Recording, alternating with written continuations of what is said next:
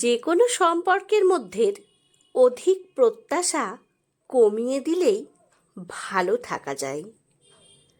সেটা হোক মা বাবা, সন্তান, স্বামী স্ত্রী, প্রেমিক প্রেমিকা কিংবা বন্ধু বান্ধবের সম্পর্ক। প্রত্যাশা যত কম হবে সম্পর্কগুলো তত গভীর হবে।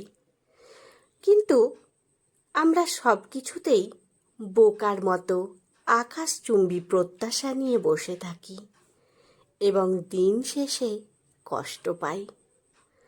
প্রায় সব বাবা মায়েরাই সন্তানের ভালো রেজাল্ট চাই। তাদের কথা, ভালো রেজাল্ট করলেই ভালো থাকা যায়, নামি দামি হওয়া যায়।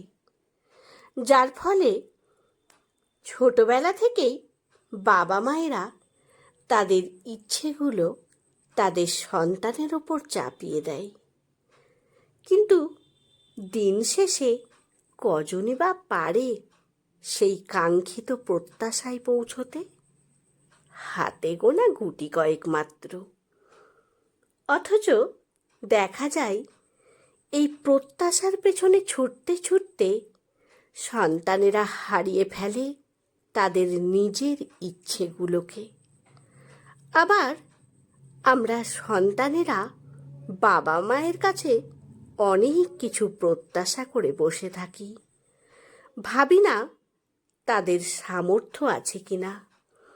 যখন আমাদের সেই প্রত্যাশাগুলো পূরণ হয় না, তখন তাদের প্রতি চোখ রাঙাই।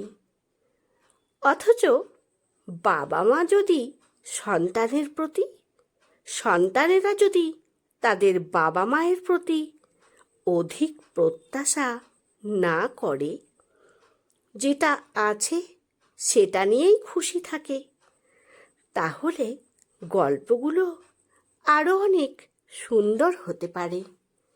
স্বামী স্ত্রী বা প্রেমিক প্রেমিকার মধ্যে অধিক প্রত্যাশার ফলে সম্পর্কগুলোতে ফাটল ধরে। রাগ অভিমান হলে সবাই চায় তার রাগ শুধুমাত্র ওই বিপরীত দিকের মানুষটাই ভাঙাবে। অথচ যে কারোর সামান্য একটা সরিতে যেখানে রাগ অভিমান উবে যেত, সেখানে ওই অন্য কারো রাগ ভাঙাবে এই প্রত্যাশায় আর কারো অভিমান ভাঙানো হয় না। ফলে ভেতরে একটু একটু অভিমান জমে যখন পাহাড় সম হয়, তখনই সম্পর্কের ইতি টানে। তেমনি বন্ধুত্বের ভেতরেও এই অধিক প্রত্যাশার জন্য নষ্ট হয়ে যায় কিছু সুন্দর সম্পর্ক। কারণ ওই যে আমরা চাই আমাদের বন্ধু বান্ধবী শুধুমাত্র আমাদেরই খোঁজ নিক, খবর নিক, আমরা ভালো আছি। অথচ আমরা ভুলে যাই তাদেরও আমাদের প্রতি কিছু পাওয়ার আছে, পাওনা আছে, কিছু খুচরো আলাপ। কিন্তু দিন শেষে দেখা যায় ওই একে অপরের প্রতি অধিক প্রত্যাশার ফলে শেষমেশ আর কারোরই খোঁজ নেওয়া হয় না ওই মানুষগুলো ভালো আছে কিনা। আর এই সব অধিক প্রত্যাশার ফলে মুছে যায় কিছু মিষ্টি সম্পর্ক। কোনো সম্পর্কের ভেতরে অধিক প্রত্যাশা ব্যাপারটা থাকাই ঠিক না।